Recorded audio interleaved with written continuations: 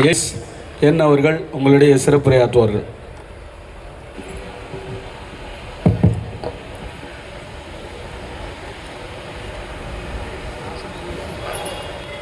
பாசத்துக்குரிய சகோதரர்களே, சகோதரிகளே,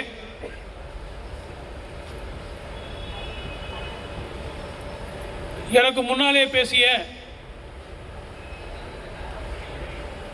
மத்திய சங்க உதவி பொதுச் செயலாளர்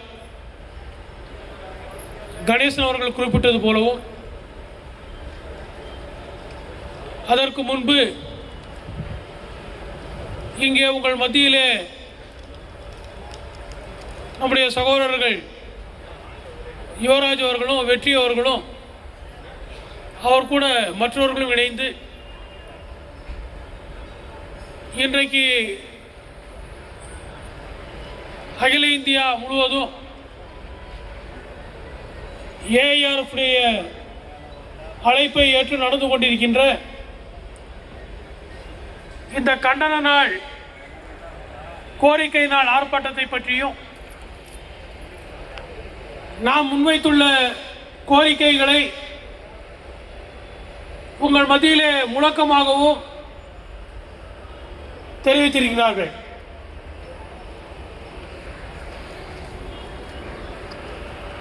நீங்கள் எல்லோரும் புரிந்து கொள்ள வேண்டும், 8வது சம்பள கமிஷன் அமைக்கப்பட்டு விட்டது. டேர்ம்ஸ் ஆஃப் ரெஃபரன்ஸ் கொடுத்து விட்டார்கள்.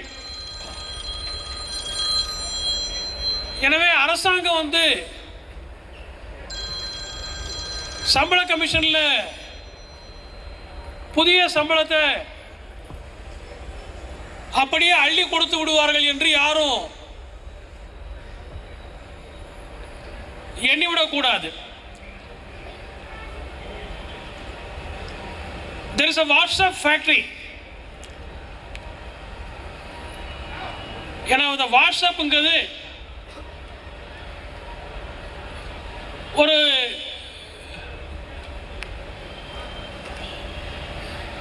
இன்ஃபர்மேஷன் ஷேரிங் ஆப்ஷனாக இருக்கின்ற காரணத்தினாலே அதில் பல்வேறு தகவல்களை நீங்கள் பெறுகின்றீர்கள். ஏதோ 8வது சம்பள கமிஷன்ல நேற்று கூட நான் ஒரு நிகழ்ச்சியிலே கலந்து கொண்ட போது ஒரு சகோதரர், ரயில்வே சகோதரர், அவர் இந்த அலுவலகத்தில் பணிபுரியாதவர். சார், என்ன நாளைக்கு மீட்டிங்க, அதான் 3 மடங்கு கொடுக்க போறானே அப்படின்னு. என்ன 3 மடங்கு கொடுக்க போறாங்க அப்படின்னு. இல்லை சார், இப்போ நம்ம 7,000 ரூபா வாங்குறது 18,000 ரூபா ஆயிடுச்சு. 18,000 ரூபா வாங்குறது 54,000 ரூபா கொடுத்துருவாங்கல்ல அப்படின்னாரு. அதனால நீ பேசும்போதே தப்பாகவே பேசுறியேன்னு. நீ 7,000 ரூபா கொடுத்தது 18,000 ரூபா ஆச்சுன்னா அது 3 மடங்கா? இல்லை, 21,000 வந்திருந்தா தான் 3 மடங்கு. அது 18 தான் வந்தது. ஸோ நீ இப்போ 54 வந்துடும் சொல்றியன்னா, இல்லை சார், வாட்ஸ்அப்பில் போடுறாங்க. ஸோ இன்றைக்கு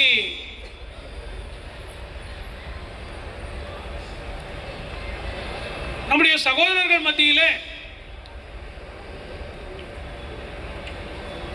they don't even know how the system is functioning. Mere demand never resulted in achievement of our demands.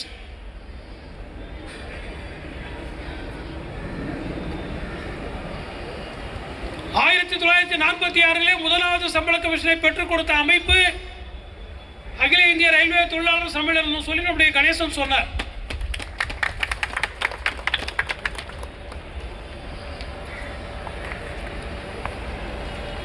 ஒரு அகில இந்திய ரயில்வே தொழிலாளர் அமைப்பு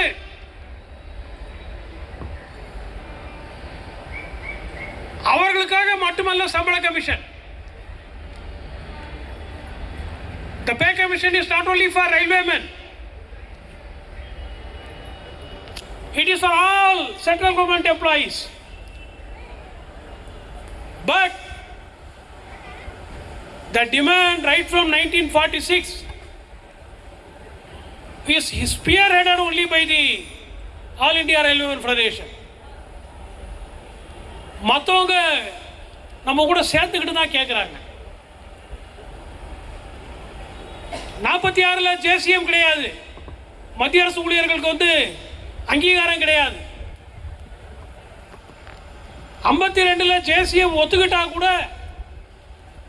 முறையான ஜேசிஎம் வந்து செயல்பட ஆரம்பித்ததே 62க்கு அப்புறம் தான். ஸோ 56 ரெண்டாவது பே கமிஷன் வாங்குற போக கூட மத்திய அரசு ஊழியர்களுக்கு வலுவான அமைப்புகள் எதுவும் இல்லை. ஆனால் மத்திய அரசு ஊழியர்களுக்கும் சேர்த்து சம்பள கமிஷனை பெறுகின்ற அந்த முயற்சியிலே ஏஆர்எஃப் தன்னை அர்ப்பணித்துக் கொண்டிருக்கின்றது. காரணம், Indian railway before 1924, after 1924 history இருக்கு. Before 1924, it was not a government railway, it was owned by all the companies. But only after 1924, the railway board has come into existence and all the companies were managed by railway board. அப்பவே ஏற்பட்ட அமைப்பு தான் ஆகிய இந்திய railway தொழிலாளர் சம்மேளனம். எனவே 24 இருந்து 46 வரைக்கும் பல்வேறு கோரிக்கைகளுக்காக ரயில்வே தொழிலாளர்களுக்காக ஏஆர்எஃப் போராடுகின்ற போது அந்த போராட்டங்களை வந்து அப்போது இருந்த ரயில்வே கம்பெனிகளால் they could not redress. 8 மணி நேரம் வேலை வேண்டும், ரயில்வே தொழிலாளர்களுடைய அவர்ஸ் ஆஃப் எம்ப்ளாய்மெண்ட் ரெகுலேஷன்ஸை நீ நிர்ணயிக்க வேண்டும், அப்படி என்றெல்லாம் கோரிக்கை வைக்கின்ற போது அந்த கோரிக்கைகளை கடைசியாக மத்திய அரசு தலையிட்டு தான் தீர்த்து வைக்கின்ற சூழ்நிலை இருந்ததுனால தான் சரி ரயில்வே என்ன மத்திய அரசு தான் பொறுப்பெடுக்கணும். எனவே தான் ஏஆர்எஃப் வந்து மத்திய அரசு ஊழியர்களுக்காக போராடுகின்ற அந்த பொறுப்பை அவர்கள் ஏற்றுக்கொண்டார்கள். எனவே தான் 46 சம்பள கமிஷனில் எல்லாருக்கும் சேர்த்து வாங்கணும், 56 வாங்கணும். ஏதோ 10 வருஷத்துக்கு ஒரு கொடுத்துருவாங்கன்னு சொல்லி நினைக்காதீங்க. 66 தரல, 76 தரல, 66 அப்போ இருந்த கவர்மெண்ட்டும் முடியாதுன்ட்டான். 69 ஒரு நாள் வேலை நிறுத்தம் செய்து வாங்குறோம். அப்போவும் வேலை நிறுத்தம் செய்து 50,000 பேர் 60,000 பேர் தன்னுடைய சர்வீஸ் எல்லாம் இழந்து தியாகிகள் தினம் கொண்டாடுறோம். உங்களுக்கு தெரியும், 4-5 பேர் உயிரை விட்டு எல்லாம் பண்ணதுக்கு அப்புறம் 71 தான் சம்பள கமிஷனே அமைக்கிறான். நீங்கள் போராட்டம் கொடுக்கல. அதுக்கப்புறம் 71 81 கொடுத்துடல, 66 கொடுக்க வேண்டியதை 71 கொடுக்குறான், 76 கொடுக்க வேண்டியதை 84 தான் வாங்க முடியுது. போராடி தான். ஸோ சம்பள கமிஷனுங்கிறது ஒன்றும் ஆட்டோமேட்டிக் கிடையாது. ஏதோ 86 வந்துச்சு, 96 வந்துச்சு, 2006 வந்துச்சு, 2016 வந்துச்சு, அது 2022 வரணும் அப்படின்னா 26 வர வைக்கிறதுக்காக போராட்டத்தை தான் ஏஆர்எஃப் நடத்திக்கிட்டு இருக்காங்க. But there is no guarantee that this government will give us the benefits of pay commission in 2026 itself. அதுக்கான வாய்ப்பே போயிருச்சு. ஏன்னா 2026 வந்தாச்சு. இப்போதான் last week they gave a office for the pay commission to start their functioning. இன்னும் அந்த ஆஃபீஸில் போய் அவங்க உட்காரணும். The members has to start coming. Then they have to start reading the demands. எனவே தான் we are raising 28 demands before the pay commission. It is not mere calculation of merging basic pay DA and giving something to employees. அதுதான் வாட்ஸ்அப்பில் சொல்லிட்டு இருக்காங்க. 2.8 formula வந்துடும், 1.6 formula வந்துடும், 3 formula வந்துடும் சொல்லி. You people should understand. நம்ம எம்ப்ளாயர்ஸ் வந்து தெரியணும். As on 1/1/2026 we will get our DA only at 60%. 58 வாங்கியிருக்கோன்னு நினைக்கிறேன், இல்லை 2% கொடுக்க போகிறான். ஸோ 1/1/2024 வெறும் 60% தான் DA. That was not a situation before 7th pay commission, before 6th pay commission, before 6th pay commission. அப்போல்லாம் DA வந்து 100% தாண்ட சூழ்நிலை, 84% தாண்ட சூழ்நிலை. இப்போ வெறும் 60% தான் DA. 18,000க்கு 10,800 ரூபா தான் DA, 28,800 ரூபா தான் DA. நீங்கள் கனவு காண்ற 54,000 எங்கேயோ இருக்கு. நீங்கள் வாங்குற basic pay plus DA as on 1/1/26 minimum 18,000 + 60%, அவ்வளோதான். ஸோ இதில் எவ்வளவு கொடுப்பான், எவ்வளவு பார்கெயின் பண்ண முடியும், எவ்வளவு டிமாண்ட் பண்ண முடியும், all those things has to be decided by first ARF. நம்ம இன்னும் டிசைட் பண்ணல. we have not decided what should be our minimum basic pay demand. ஏழாவது சம்பள கமிஷன்ல மினிமம் 26,000 கேட்டோம், 18,000 தான் கொடுத்தோம். ஆறாவது சம்பள கமிஷன்ல 11,000 கேட்டோம், 7,000 தான் கொடுத்தோம். அஞ்சாவது சம்பள கமிஷன்ல 4,500 ரூபா கேட்டோம், 2,500 ரூபா தான் கொடுத்தோம். ஸோ ஒவ்வொரு சம்பள கமிஷன்லையும் நாங்கள் கேட்கறதுக்கும் அவங்க கொடுக்கறதுலையும் நிறைய வேரியேஷன் இருக்கும். முதல் சம்பள கமிஷனில் 60 ரூபா கேட்டால் 30 ரூபா கொடுத்தான், அது போல். ஸோ கேட்கறது வந்து கவர்மெண்ட் வந்து வடிவேல் மாதிரியாக தான் நம்ம ட்ரீட் பண்ணுவான். யார்கிட்ட கேட்குற, அண்ணன் கிட்ட தானே கேட்குற, கேளுமாம்பா, நீ எவ்வளோ வேணா கேட்டுக்கோம்பா. So we are very careful. We should not become a laughing stock. Government வந்து நம்மளை பார்த்து சிரிக்கிற மாதிரி டிமாண்டை நம்ம வந்து எப்போவுமே வச்சது இல்லை. இன்றைக்கு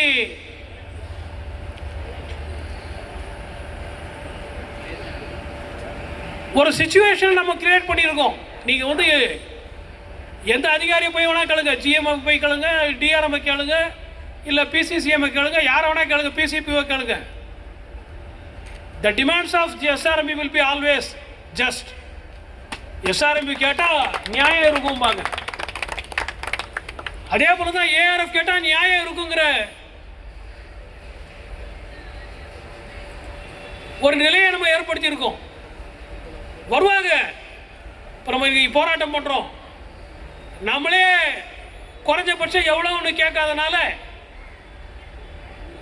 NFIR, DREU இதெல்லாம் வந்து அவங்களுக்கு எதுவும் கேட்காம நிற்கிறாங்க. ஏன் கேட்க வேண்டியது தானே, யூனியன் வச்சுருக்கவங்க தானே போராட வேண்டியது தானே, பண்ண மாட்டாங்க. ARF வந்து 40,000 கேட்டால் NFIR 40,000 கொடுன்னு கேட்பான். உடனே DREU வந்து 2 பேருமே போர்டோட கூலிங்க, நாங்கள் தான் வீரனுங்க, அதனால் எங்களுக்கு வந்து 50,000 வேணும்னு சொல்லி அவங்க வந்து கேட்பாங்க. ஏன்னா கேட்குறதுக்கு என்ன இருக்குது, சும்மா கேட்பாங்க. பட் அந்த மாதிரி இல்லை. நம்ம we wanted to remain the pay commission. இன்றைக்கு ஏன் நம்ம பண்ணுறோம், February 2ஆம் தேதி ஏன் இந்த ஆர்ப்பாட்டம் அகில இந்திய அளவில் நடைபெறுகிறது? காரணம், நாடாளுமன்ற கூட்டம் நடந்துக்கிட்டு இருக்கு. நேற்று பட்ஜெட் செஷன். பட்ஜெட்டில் வந்து 8வது சம்பள கமிஷனுக்கு எந்த ப்ரொவிஷனும் இல்லை. 8வது சம்பள கமிஷன் நிதிநிலை அறிக்கையில் 2026 சம்பள கமிஷன் வந்திருக்கு. ஸோ அந்த சம்பள கமிஷன் கொடுக்க போகிறோம், அதனால் எங்களுக்கு வந்து கூடுதலாக 40% செலவாகும், 50% செலவாகும். எனவே அதுக்காக ஒரு 70,000 கோடி ரூபா நிதி ஒதுக்கீடு செய்கிறோம் சொல்லியிருக்காரா? ஏதாச்சும் வந்திருக்கா? இல்லை. ஏன்னா கவர்மெண்ட்டுக்கு தெரியும் இது ஒன்றும் இந்த வருஷம் நம்ம கொடுக்க போகிறது இல்லைன்றது தெரியும். எப்போ கொடுப்போமோ அப்போ பார்த்துக்கலான்ற ஆட்டிடியூட். ஸோ கொடுக்கின்ற இடத்திலே அரசாங்கம் இல்லை. இன்றைக்கு கொடுக்கின்ற முடிவிலே அரசாங்கம் இல்லை. Government is not inclined to implement the pay commission report and increase the salary. இந்த வருஷம் இல்லை. பட் இந்த வருஷம் இல்லைங்கிற அந்த சிச்சுவேஷன் வந்து கவர்மெண்ட்டுக்கு கம்ஃபர்டபுளான சிச்சுவேஷனா இருந்துடக்கூடாதுங்கிறதுக்காக தான் we are giving pressure by holding such demonstrations. அரசாங்கம் வெத்தனமாக இருந்துடக்கூடாதுங்கிறதுக்காக தான் நம்ம இந்த போராட்டத்தை நடத்துகிறோம். The members of pay commission யார் யார் மெம்பர்னு தெரியும். அவங்க வந்து இதெல்லாம் மீடியாவில் வாட்ச் பண்ணிட்டு இருப்பாங்க. That is why we are raising 28 demands. 8வது சம்பள கமிஷனை விரைவுபடுத்தணும்னு சொல்லி சொல்றோம். Speed up the actions of pay commission. சீக்கிரம் ஃபங்க்ஷன் பண்ண ஆரம்பின்றோம். Till such time pay commission reports are released. Pay interim relief பண்றோம். இடைக்கால நிவாரணம் கொடுன்றோம். ஏன்னா 1/1/2026 அவன் கொடுக்க போறது இல்லை. எனவே குறைஞ்சபட்சம் 2026 நடுவுலேயோ இல்லை 2026 எண்டுக்குள்ளேயோ இடைக்கால நிவாரணமாகவது ஒரு தொகையை வாங்க வேண்டும் என்ற அந்த கோரிக்கையை ஏஆர்எஃப் முன்னிறுத்தி வைக்கிறது. We will justify. ஏன்னா அரசாங்கம் ஒரே அடியா எப்படி செலவினத்தை சமாளிக்கிறதுன்னு சொல்லி நினைக்காம இருக்கிறதுக்கு நீ முதல்லயே மாதம் ஒரு 1000 ரூபா கொடுத்துரு. நீ அதுக்கப்புறம் 2000, 3000, 4000, 5000 ஜாஸ்தியாக தரதை பற்றி பேசலாம். ஃபஸ்ட்டு இப்போவே ஒரு 1000 ரூபா 2000 ரூபா கொடுக்க ஆரம்பிச்சிரு. நம்ம அதையும் நம்ம தீர்மானிக்கலை.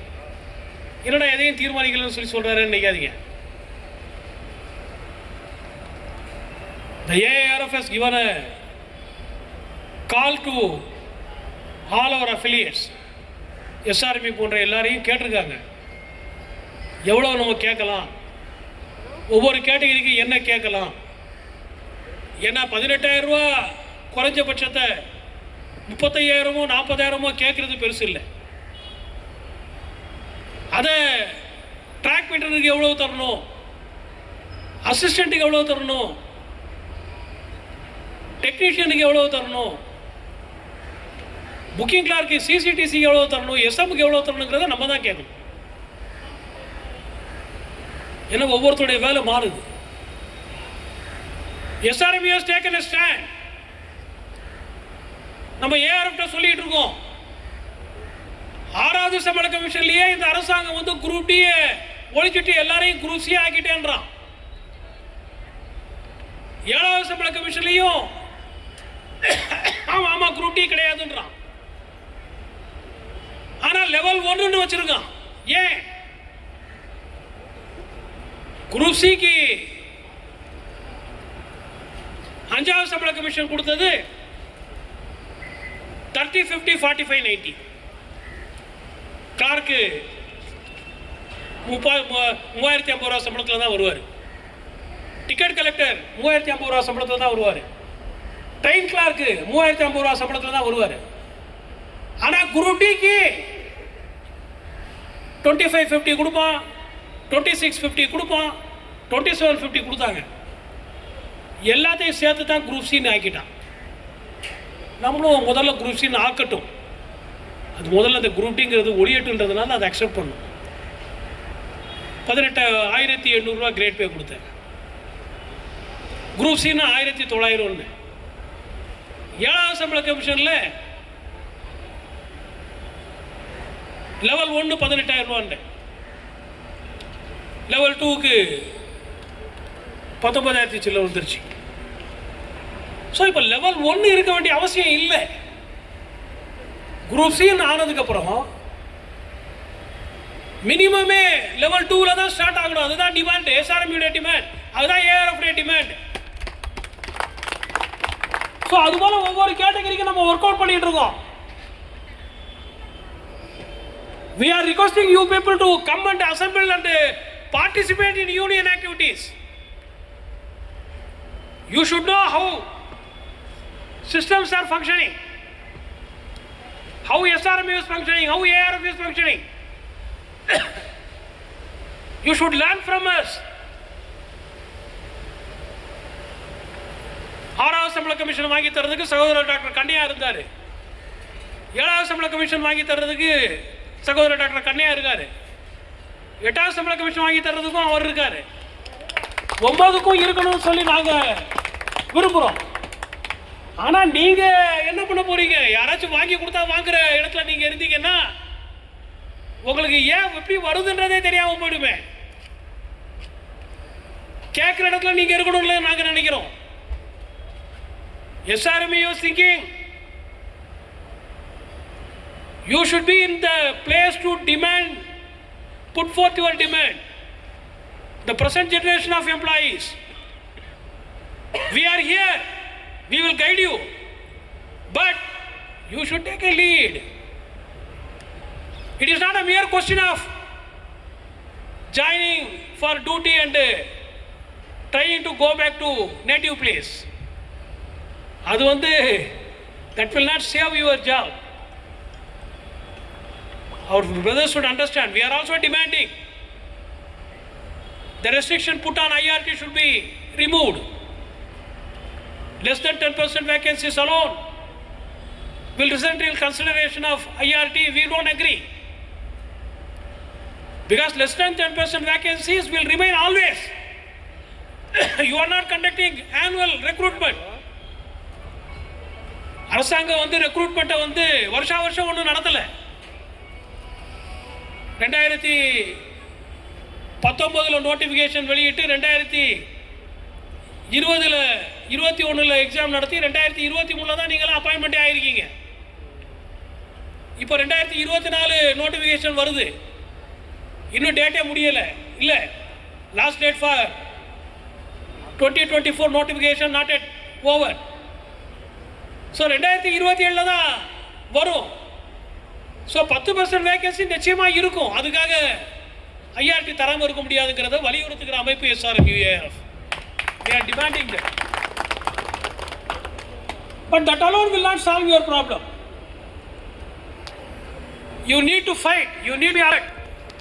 You need to get organized under SRMU ARF to safeguard your future. உங்களுடைய எதிர்காலத்தை பாதுகாப்பதற்காக இன்னும் அடுத்த 4-5 வருஷத்தில் இந்த சம்பள commission கொடுக்கறதுக்குள்ள the government will attempt. இன்னைக்கு கூட AGM was conducting manpower planning meeting.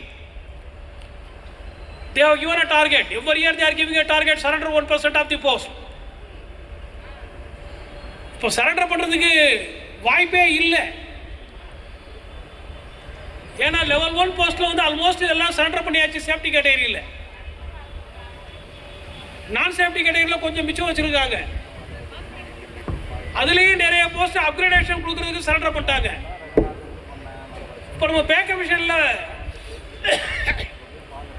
Cadre restriction கொடுன்னு கேட்குறோம். 1/1/2023 கேடர் ரிஸ்ட்ரிக்ஷன் கொடுன்னு கேட்குறோம். पोस्ट कैडर रिस्ट्रक्चरिंग मांग को गवर्नमेंट कैसा कंसिडर करे? मैचिंग मनी वैल्यू सोचता है. मैचिंग मनी वैल्यू कहां से आता? सरेंडर में आ रहा है. So our number of post is reducing every year. A situation will come. It has already come. I was repeatedly telling. The cadres, annual cadres are closed. You people don't know. Today, you are coming and asking me, sir, senior clerk post, இத்தனை vacancy இருக்கு, அதை fill up பண்ண கொடுக்க சொல்லுங்கன்னு சொல்லி என்கிட்ட கேட்குறீங்க. நானும் பண்ணுறேன். ஆனால் கேடர் ரிஸ்ட்ரக்சரிங் வந்துச்சுன்னா all those vacancies, most of the vacancies in higher grade will become supernumerary. Because 100 has become 80. But we are calculating on 100. There is no 100 office clerk as on 2013. 31/12/2012, what was the strength? That is the percentage under which you are getting promotion. You should know that. Whatever vacancies you are mentioning, whatever vacancies for which you are fighting, they are all based on the calculations of 31/12/2012. The moment cadre restructuring is agreed, track மெயின்டனருக்கு 4200 கொடுக்குறோம், ஒத்துக்கிட்டோம், நம்ம கேட்குறோம், okay கொடுத்துட்றோம். நீங்கள் 10% கேட்குறீங்களா, நாங்கள் 5% கொடுத்துட்றோம். Office ஸ்டாஃபுக்கு 4800 25% கேட்குறீங்களா, ஓகே கொடுத்துட்றோம். எல்லாம் கொடுத்துட்டு டப்பாவை ஓப்பன் பண்ணால் அப்போ தெரியும், ஐயோ 100 வந்து 60 தானே இருக்குது. ஸோ 60 100 வச்சுக்கிட்டு பர்சன்டேஜ் போட்டால் ஒவ்வொரு கிரேட்லையும் எக்ஸஸாக இருப்பாங்க, ரிட்டையர் ஆகிற வரைக்கும் ப்ரொமோஷன் கிடைக்காது. ஸோ இதெல்லாம் வந்து ஏஆர்எஃப் மட்டும்தான் தெரியும், எஸ்ஆர்பிக்கு மட்டும்தான் தெரியும். ஏன்னா நாங்கள் வந்து உங்கள் கூடவே பயணிக்கிறோம். எஸ்ஆர்பியும் ஏஆர்எஃப்பும் ரயில்வே தொழிலாளர்களோடு ரயில்வே குடும்பத்தோடு பயணிக்கின்ற அமைப்புகள். We are not unions, we are your family. हम सब एक परिवार है, हम आपके साथ ट्रैवल कर रहा है. इसके लिए हमको क्या चल रहा है, क्या है, सभी जानता है. लेकिन दूसरे यूनियन वालों को एसआरबी के विरोध गलत बोलने सिर्फ जानता है. எஸ்ஆர்எம்ஐ குறை சொல்றதுக்கு, எஸ்ஆர்எம்ஐ திட்டுறதுக்கு மட்டும்தான் அவங்களுக்கு தெரியும். எது நடக்கலையோ அதை பூதாகரமாக்கி பேசுறதுக்கு தான் தெரியும். நாங்க வந்தா உடனே ஐஆர்டியில் இருக்கவங்க எல்லாம் ரிலீவ் ஆகி போயிடலாம்னு சொல்லி ஓட்டு வாங்கிட்டாங்க. வந்து 1 வருஷம் ஆச்சு. மொதல் பிஎன்எம்ல ஆர்டர் வாங்கிடுவோம். நாங்க பிஎன்எம்ஐ இன்னும் நடத்தல. நீங்க அதை பத்தி கவலைப்பட்ட மாதிரி இல்லை. ஏன்னா நீங்க ஓட்டு போட்டீங்க இவங்களை நம்பி. ஓ எஸ்ஆர்எம்பி பண்ண மாட்டேங்குது, இவங்கெல்லாம் வந்து பண்ணிடுவாங்க போல் இருக்கு அப்படின்ட்டு அவங்க சொல்றதை நம்பி ஓட்டு போட்டீங்க. இப்போ அவங்களை கேட்கறதுக்கும் அவங்க யாருன்னே தெரியல. பல இடங்கள்ல வந்து யாரை போய் கேட்கறது? எஸ்ஆர்எம்பின்னா யுவராஜை போய் கேட்கலாம், நம்ம ஆறுமுகத்தை போய் கேட்கலாம், நம்ம உண்டியை போய் கேட்கலாம், நம்ம தீர்த்தமலை போய் கேட்கலாம்.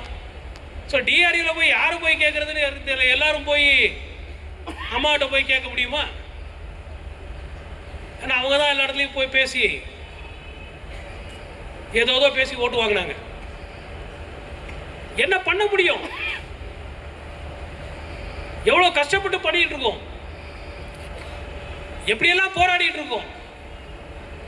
இந்த போராட்டத்துக்கு உங்களை எல்லாம் கூப்பிடுறோம்.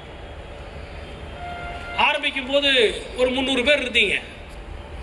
இப்போ அதுக்குள்ள வெயில் தாழல, ஒரு 100 பேர் போயிட்டீங்க இல்லையா? இன்னும் நான் பேசி முடிகிறதுக்குள்ள எத்தனை பேர் இருப்பீங்கன்னு தெரியாது. ஆனா கொண்ட கொள்கைக்காக போராடுகின்ற அமைப்பு சதன் ரயில்வே மசூர் யூனியன். நம்ம பேசிட்டோம், நம்மளாலதான் வாங்கி தர முடியும் சொல்லிட்டோம். நம்ம கூட இவங்க இருக்காங்களோ இல்லையோ வாங்கி தரணுங்கிற அந்த உறுதி, அதுதான் நம்முடைய தலைமை. பொதுச் செயலர் டாக்டர் கன்னியாவா இருந்தாலும் சரி, சிவகோபால் மிஸ்ராவா இருந்தாலும் சரி, நம்முடைய கோட்ட செயலாளர் சகோதரர் பால் மேக்ஸ்வெல் ஜான்சனா இருந்தாலும் சரி, எடுத்த அந்த வேலையை முடிக்கணும்னு நினைக்கிறோம். நீங்க வர்றீங்க, போயிடுறீங்க. அந்த நிலைமை மாறணும்னு நினைக்கிறோம். நீங்க இருக்கணும், கூடவே இருக்கணும். நீங்க கூடவே இருக்கணும். கூடவே இருந்து போராடினாதான் கஷ்ட நஷ்டங்கள் தெரியும். எதிர்காலத்தில் நீங்க போராடுறதுக்கான அந்த டிட்டர்மினேஷன் உங்களுக்கு வரும். ஸோ இதையெல்லாம் நீங்க வந்து கவனத்திலே கொள்ள வேண்டும். இன்றைக்கு 14 பொதுவான கோரிக்கைகளை முன்வைத்திருக்கிறோம். 8வது சம்பள கமிஷன் பணிகளை விரைவுபடுத்த சொல்லியிருக்கிறோம். 8வது சம்பள கமிஷன் பரிந்துரைகளை நிறைவேற்றுகின்ற வரை இடைக்கால நிவாரணம் கொண்டு இருக்கோம். இதெல்லாம் பண்றதுக்கு முன்னாடி 2 லட்சம் வேகன்சி இருக்கு, அதை முதல்ல ஃபில்அப் பண்றான்னு இருக்கோம். ஏன்னா ஃபில்அப் பண்ணாம பே கமிஷனை கொடுத்தா அரசாங்கம் நம்ம தலைமையில் மிளகா அரைச்ச மாதிரி ஆகிடும். நம்ம வந்து கஷ்டப்பட்டு வேலை செய்கிற மாதிரி ஆகிடும். 100 பேர் செய்ய வேண்டிய வேலையை 200 பேர் பார்க்கணும் சொல்லி யார்ஷிக்கை இன்க்ரீஸ் பண்ணி சரண்டர் பண்ணாதுன்றோம். எல்லா வேலையும் ரயில்வேக்காரனா பார்க்குறதா, நான் கான்ட்ராக்ட் விட்டுறேன் அவுட் சோர்ஸ் பண்ணாதுன்றோம். எங்கே போனாலும் 12 மணி நேரம் வேலை வேணாம், 8 மணி நேரம் தான் வேலை தரணும்னு கேட்குறீங்க. அந்த 8 மணி நேரம் வேலையை வாங்கணும்னா அந்த 12 மணி நேரம் வேலைக்கு இருக்கிற அந்த இஏ என்ற கிளாசிஃபிகேஷன் அது எடுத்தால் தான் பண்ண முடியும்.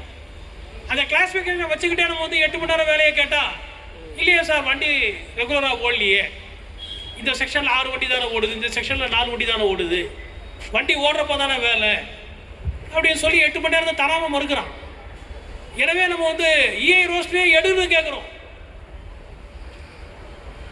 எல்லாருக்கும் சிஆர்சி பதவி உயர்வு கொடுன்னு கேட்குறோம். லெவல் 8 லெவல் 9 வந்து எல்லா சூப்பர்வைசரும் கொடுத்தாரான்னு பார்த்தா கொடுக்காதவங்க இருக்காங்க. கேட்டரிங் இன்ஸ்பெக்டருக்கு கொடுக்கல, கமர்ஷியல் இன்ஸ்பெக்டருக்கு கொடுக்கல, நிறைய பேருக்கு கொடுக்கல. ஸோ அவங்களுக்கெல்லாம் கொடுன்னு கேட்குறோம். எல்லாருக்கும் ஓபிஎஸ்ஸே கொடு. 2004 அப்புறம் திருப்பி யூபிஎஸ் என்பிஎஸ்ன்னு சொல்லி கன்ஃபியூஸ் பண்ணிட்டு இருக்காத. ஓபிஎஸ்ஸே கொடுத்துட்டு போயிடு. அந்த 10% கொடுத்துட்டா, பிடிச்சதை கொடுத்துட்டா முடிஞ்சு போச்சு. அது கொடுக்காம எதை கொடுத்தாலும் ஆப்ஷன் தர மாட்டான்றான். நீ வந்து யூபிஎஸ் கொடுக்குறேன்னு, யூபிஎஸ்க்கு ஆப்ஷனே வரல. 80,000 பேர் கூட ஆப்ஷன் தரல. இப்போ என்பிஎஸ்லேயே யூபிஎஸ் மாதிரி அஷூரன்ஸ் கொடுக்குறேன்றதுக்கு போகிறான். எதுவுமே நடக்காது. நீ ஓபிஎஸ் தான் கொடுத்தாகணும். ஏன் அதையும் வலியுறுத்திருக்கிறோம். ட்ராக் மீட்டருக்கு மட்டும் தர்ற அந்த 1000 ரூபா கேட் கீப்பருக்கு தர்ற அலவன்ஸ், ட்ராக் மீட்டருக்கு தராங்க 13,000 ரூபா ட்ராக் மீட்டருக்கு தர்ற அமௌண்ட்டு. இப்போ வந்து டிஏ கூட்டினதுக்கப்புறம் 3175 ஆயிடுச்சு. இதை எல்லா கேட்டகரிக்கு, டிஆர்டிக்கு தரணும், பிஆர்ஐக்கு தரணும், எஸ்ஆர்டிக்கு தரணும். ஸோ எல்லா கேட்டகரியும் தான் கஷ்டப்பட்டு வேலை செய்கிறான். எல்லாருமே ட்ராக்ல அடி வாங்கி சாகுறான். ஒரு நாளைக்கு ஒரு வருஷத்துக்கு 120 ட்ராக் மெயின்டெனன்ஸ் இறக்குறாங்கன்னா 150 எஸ்என்டி கலாசி இறந்து போகிறாங்க, ரன் ஓவர் ஆகிறாங்க. அதெல்லாம் வந்து கொடுத்துருக்கோம். ஸோ அவங்களுக்கும் கொடுன்னு கேட்குறோம். போனஸ் 7,000 ரூபான்னு சொல்லி ஏமாத்தாத, சீலிங்கை இன்க்ரீஸ் பண்ணு, பே கமிஷனு அதுக்கான நடவடிக்கை எடுக்கணும். இந்த அரசாங்கம் எடுக்க மாட்டேன்றான். 14 வருஷம் ஆயிடுச்சு 7,000 கொடுத்து, அதை இன்னும் நீக்க மாட்டேன்றான். அட்லீஸ்ட் பே கமிஷன் ஆச்சும் இந்த குறையை தீர்த்து வை அப்படி சொல்லி பே கமிஷனுக்கு கேட்குறோம். Night duty allowance, night duty யார் பார்த்தாலும் அவர் என்ன லெவலில் இருந்தாலும், அவர் லெவல் 7ஆ, லெவல் 8ஆ, லெவல் 9ஆன்னு இல்லாமல் எல்லாருக்கும் கொடு. 43,200 சீலிங்கை எடு. முந்தி மாதிரி எவ்வளோ சம்பளமோ அந்த சம்பளத்துக்கு நைட் டியூட்டி அலவன்ஸ் கொடுத்து கேட்குறோம். ரிட்டையர் ஆகி 15 வருஷம் ஆனால் தான் கம்யூட்டேஷனில் திருப்பி தருவங்கிறத மாற்றிக்கோ. எல்லா கோர்ட்டும் 12 வருஷத்தில் தரணும், 108 மாதத்தில் தரணும்னு இருக்கான். ஸோ அதை 12 வருஷம் முடிஞ்ச ஒன்று அதை திருப்பி கொடுத்துரு. ஆஃபீஸர்ஸுக்கு 3 பாஸ் தர்றான் வேலையில் சேர்ந்த அன்னைக்கே. ஒரு குரூப் ஏ அதிகாரி அவர் வந்து ஏஓஎம் இன்சார்ஜாவோ இல்லை டிஓஎம் இன்சார்ஜாவோ இல்லை இதுவாவோ வந்து சேர்ந்தான்னா அவருக்கு சேர்ந்த அன்றைக்கே 3 ஃப்ரீ பாஸ் தர்றாங்க. ஆனால் ரயில்வே தொழிலாளி வந்து 5 வருஷம் ஆன வரைக்கும் 1 பாஸ் தான்றான். நம்ம அது 1 பாஸ் ஏசி பாஸ் வாங்கி கொடுத்துருக்கோம், அது வேறு விஷயம். பட் அதிகாரிக்கும் தொழிலாளிக்கும் எதுக்கு பாகுபாடு? அவங்களுக்கு 3 பாஸ் கொடுத்தா எனக்கு 3 பாஸ் கொடுன்னு கேட்குறோம். அப்பா இல்லைன்னா தான் அம்மாவை சேர்த்துக்குவேன்ற, அப்பா இல்லைன்னா தான் அம்மாவுக்கு வந்து மெடிக்கல் ட்ரீட்மெண்ட் தருவேன்ற. ஆனால் நம்முடைய சகோதரர்கள் நம்ம கூட இருக்கவங்க தனியார் கம்பெனியில் போய் வேலைக்கு சேர்றாங்க. சேர்ந்த அன்னைக்கே இன்சூரன்ஸு, ஃபேமிலி இன்சூரன்ஸு அப்பாவுக்கும் சேர்த்து கொடுக்குறான், அம்மாவுக்கும் சேர்த்து கொடுக்குறான். போனால் அப்பா போனதுக்கப்புறம் வான்னு சொல்லி சொல்ல.